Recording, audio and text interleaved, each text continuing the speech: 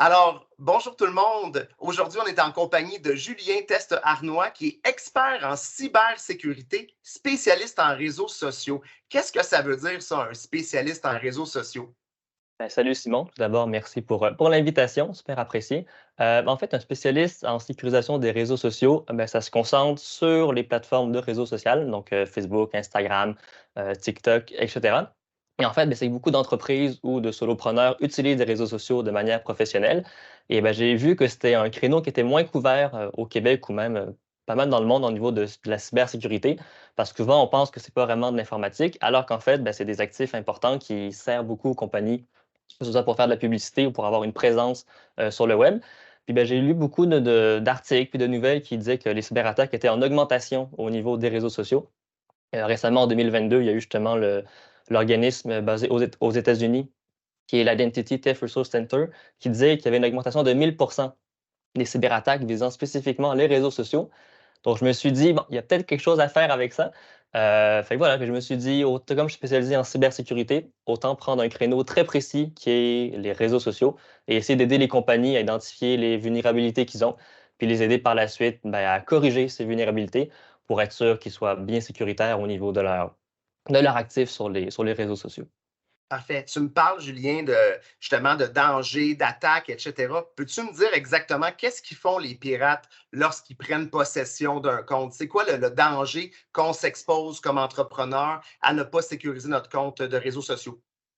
C'est ça qu'en fait, tu vas avoir les solopreneurs qui ont un compte à eux qui gèrent pour faire de la publicité ou pour se montrer et tu vas avoir les comptes qui sont gérés par des compagnies. Dans le cas des compagnies, généralement, les pirates, ce qu'ils cherchent, c'est des compagnies qui ont des comptes publicitaires. Donc, en fait, ils vont passer par un compte Facebook, dans le cas de Meta, par exemple, qui a accès aux gestionnaires Meta Business, qui ont accès au compte publicitaire et ils vont aller supprimer tous les admins du Meta Business pour en prendre le contrôle. Et ça, souvent, après, généralement, ils vont utiliser le compte publicitaire de la compagnie pour se payer eux-mêmes des publicités pour vendre des produits à travers le monde. Donc, en gros, ils prennent l'argent de la compagnie pour faire leur pub. Donc, ça, c'est souvent ce qu'ils recherchent. Mais le problème, c'est qu'il y a aussi un impact pour la compagnie parce que comme vous perdez accès à votre compte, généralement, vous ne pouvez plus faire de la publicité. Vous ne pouvez plus être présent, si on veut, sur vos réseaux sociaux. Donc, c'est là le grand danger, c'est que certaines compagnies qui se servent des réseaux sociaux pour faire de la publicité ou pour avoir une image, comme on dit sur le web, si tu perds accès à ton compte, tu perds aussi ta visibilité. Donc, c'est là que c'est un peu plus embêtant. Et pour les solopreneurs qui ont un compte juste à eux, là, c'est encore plus grave parce que ça, tu as encore moins d'aide si tu te fais pirater. Puis si tu perds accès à ton compte, généralement, tu ne vas jamais le retrouver. Donc, c'est ça aussi le gros impact, c'est qu'une fois que tu es piraté, pour les réseaux sociaux, malheureusement, souvent, l'aide n'est pas trop là. Donc, quand tu perds ton compte, oui, tu le perds souvent pour toujours, à moins d'être très chanceux puis le récupérer après parfois plusieurs mois. Il faut que je te raconte ça. Ça m'est arrivé à moi. Puis, Ah ouais. je vais t'expliquer parce que là, tu vas dire, OK, Simon, tu n'avais pas activé la double authentification, quoi que ce soit. Je l'avais activé, mais mon compte a directement disparu de Facebook. Je cherchais mon nom, je ne me trouvais pas. J'essayais de me connecter avec mon compte, ça disait cet utilisateur-là n'existe pas. Durant 6 mois, Facebook a fait disparaître mon compte. Du jour au lendemain, je me suis ramassé, j'avais plus aucun ami, j'avais plus aucun accès à mes pages Ah. que je gère de mes entreprises, plus rien du tout. Et j'ai vraiment été chanceux. Je suis un petit peu parano, je suis en cybersécurité comme toi. J'aime ça avoir un deuxième accès à admin. J'avais délégué l'accès à admin à ma conjointe.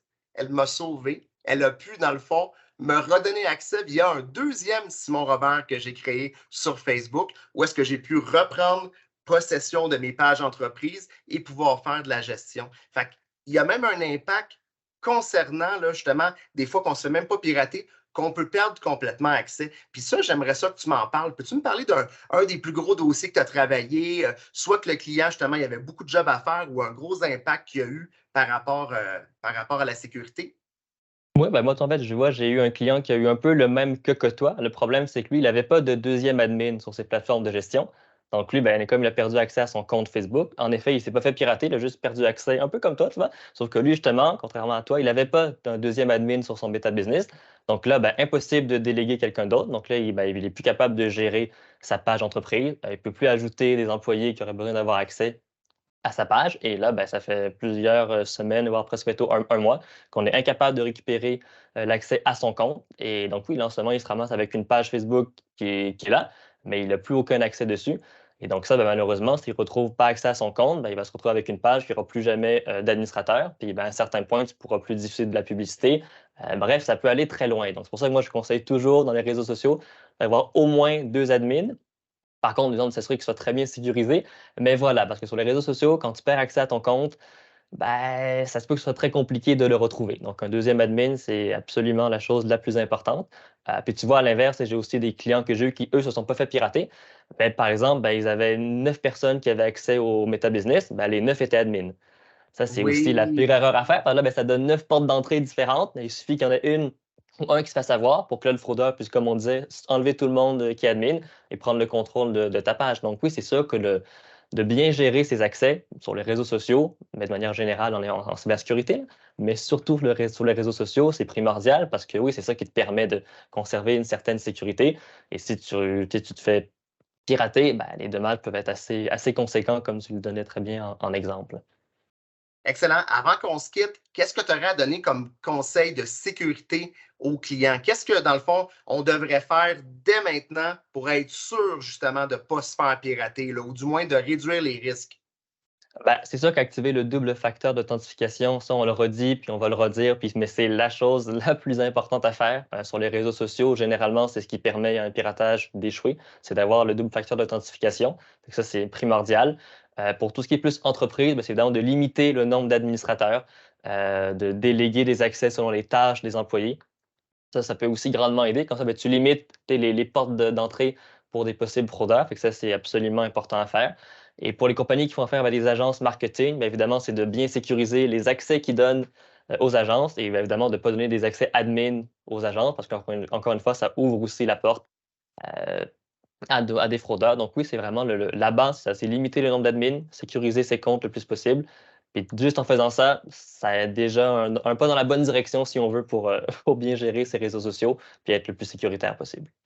Julien Test-Arnois, je te remercie beaucoup d'avoir été présent aujourd'hui. Je te souhaite une bonne journée, puis j'invite tous les gens à faire affaire avec toi. Donc, si vous gérez une page de réseaux sociaux, là, demandez donc les conseils avant que ça dégénère, puis que vous perdiez tout. On a eu beaucoup de Québécois récemment, justement, qui ont été attaqués, puis qui ont été pendant plusieurs semaines sans accès. Là. Ça fait mal à la business de perdre l'accès aux réseaux sociaux. On s'entend, c'est l'avenir. Pas mal tout le marketing se produit là-dessus. Là. Donc, c'est important de faire affaire avec un expert. Donc, merci beaucoup d'avoir été présent. Merci à toi, Simon. Bonne fin de journée. Merci.